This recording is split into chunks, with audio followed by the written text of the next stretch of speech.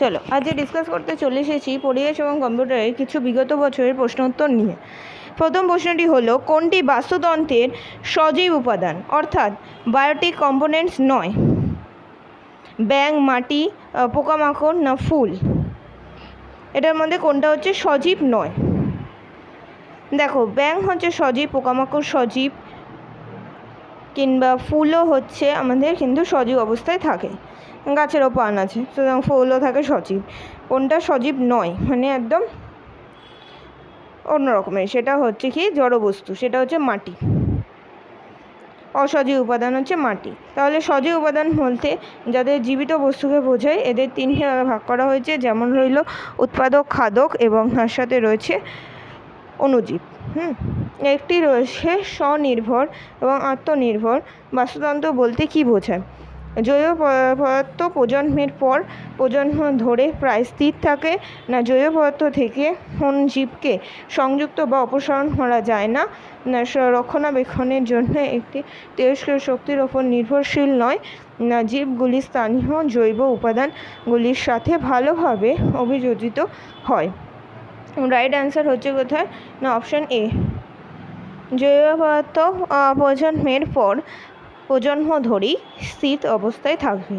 যখন একটি বাস্তুতন্ত্র নিজ বা প্রাকৃতিকভাবে নিজের স্বাধীন প্রচেষ্টার দ্বারা নিজের উৎপাদনশীলতা এবং ভারসাম্য বজায় রাখে, তাকে স্বনির্ভরতা বা আত্মনির্ভর বা সেলফ সাস্টেনিং বলা হয়ে থাকে। নিচের কোনটি মনুষ্য সৃষ্ট কৃত্রিম বাস্তুতন্ত্র? অপশান এ চাষের জমি, অপশান বি পুকুর, অপশান সি জঙ্গল, অপশান ডি হ্রদ। কোনটি হবে কৃত্রিম বাস্তুতন্ত্র? রাইট অ্যান্সার হচ্ছে অপশান এ, চাষের জমি। বাস্তুতন্ত্র এমন একটি স্থান যেখানে বিভিন্ন জীবিত প্রাণীকে একে অপরের সঙ্গে সম্পর্কিত থাকে, যুক্ত থাকে, এবং বাস্তুতন্ত্র দুটি প্রকারভেদ রয়েছে, সেটা রয়েছে প্রকৃত বাস্তুতন্ত্র এবং কৃত্রিম বাস্তুতন্ত্র। নিচের কোন বক্তব্যটি বাস্তুতন্ত্রের শক্তির প্রভাব সম্পর্কে সঠিক নয়? একটি নির্দিষ্ট প্রাণী নির্দিষ্ট শক্তি স্তরে খাদ্য গ্রহণ করে, না একটি খাদ্য জাল একটির বেশি খাদ্য শৃঙ্খল দ্বারা গঠিত হয়, না নিচের শক্তি স্তরে দ্বারা খাদ্য গ্রহণকারী জীব কম শক্তি পায়, না যে সমস্ত জীব উৎপাদক তার প্রডিউসার কনজিউমার নয়, তারা সবাই ভোক্তা বা খাদক রয়েছে। রাইট অ্যান্সারটি হবে অপশান এ। একমাত্র এটাই সঠিক নয়, বাকি সবগুলোতেই ঠিকই আছে। এর যে খাদ্যজালই হচ্ছে একটিমাত্র খাদ্য শৃঙ্খল দ্বারা গঠিত হচ্ছে, এবং একটি নিচের যে স্তর থাকে লো ট্রপিক্যাল লেভেল খাদ্য গ্রহণকারী জীব কম শক্তি পাচ্ছে, যে সমস্ত জীব হচ্ছে উৎপাদক নয়, তারা সবাই হচ্ছে ভোক্তা বা খাদক হিসেবে থাকে, অন্যটি হচ্ছে এটা নয়। নেক্সট কোশ্চেন, নিচের কোনটি বাস্তুতন্ত্রের শক্তি প্রবাহের সঠিক ক্রমটি নিদর্শন করে? পরপর সঠিক স্তরটি দেখান। প্রথমে থাকে সর্বোচ্চ মাংসাশী, তাকে খায় উৎপাদক না, এগুলো একদমই হয় না, একদম রাইট অ্যান্সারের দিকেই চলে আসি।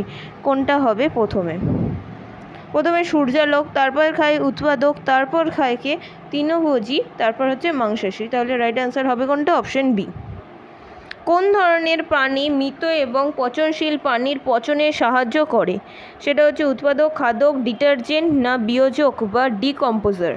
অবশ্যই রাইট অ্যান্সার হবে বিয়োজক বা ডিকম্পোজার। যারা হচ্ছে ব্যাকটেরিয়া বা ছত্রাক হচ্ছে সেই বিয়োজক, সারা হচ্ছে ডিকম্পোজার হিসেবে কাজ করে, সমস্ত পচা গলিত বস্তুর ওপর এরা জন্মায় এবং তাদেরকে মেরে দেয়। পৃথিবীর মধ্যে কোথায় জীবিত প্রাণীদের পাওয়া যায়, অথবা যেখানে জীবিত প্রাণীরা বেঁচে থাকতে পারে? Atmosphere, troposphere, biosphere and stratosphere. সেটা হচ্ছে অপশান সি, বায়োস্ফিয়ারের মধ্যে একমাত্র জীবিত প্রাণীরা বেঁচে থাকতে পারে। সংরক্ষিত এলাকা স্থাপনের উদ্দেশ্য কী? মানব বসতি নির্মাণ বন্ধ করা, না পর্যটন স্থান গড়ে তোলা, বিপন্ন প্রাণীদের রক্ষা করা, না প্রাকৃতিক বাস্তুতন্ত্র সংরক্ষণ করা? রাইট অ্যান্সার কোনটা হবে? না অপশান ডি, প্রাকৃতিক বাস্তুতন্ত্র সংরক্ষণ করা। সংরক্ষিত এলাকা হলো স্থল বা সামুদ্রিক অঞ্চলের সময় একটি স্থান যেখানে জীববৈচিত্র্য ও সামাজিক পরিবেশের সংরক্ষণ করা হয়। নিচের কোনটি খুব স্থিতিশীল বাস্তুতন্ত্র? খুব স্থিতিশীল যেটা হচ্ছে বনভূমি, তৃণভূমি, মরুভূমি না সমুদ্র? রাইট অ্যান্সার হচ্ছে কোনটি হবে স্থিতিশীল বাস্তুতন্ত্র? সেটা হলো সমুদ্র, অপশন ডি সমুদ্র। মিলেনিয়াম ইকোসিস্টেম অ্যাসেসমেন্ট বাস্তুতন্ত্রের বিভিন্ন বৈশিষ্ট্য বর্ণনা করেছেন। এরা কোন কাজকে সমর্থন করছেন?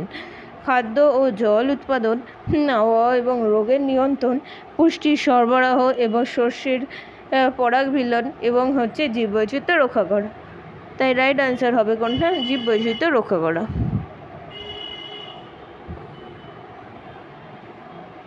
নিজের প্রাণীদের মধ্যে সর্বোচ্চ শিকারী কোনটি? ইঁদুর, ঘাসফড়িং, ঈগল এবং অজগর। তাহলে সর্বোচ্চ শিকারী কোনটি হবে? না, অপশন সি ঈগল। ঈগল হচ্ছে সর্বোচ্চ শিকারী, কারণ হচ্ছে ঘাসফড়িং তাকে খায় কি ইঁদুর, ইঁদুরকে খায় অজগর এবং তারপর হচ্ছে ঈগল। আজ এই পর্যন্ত।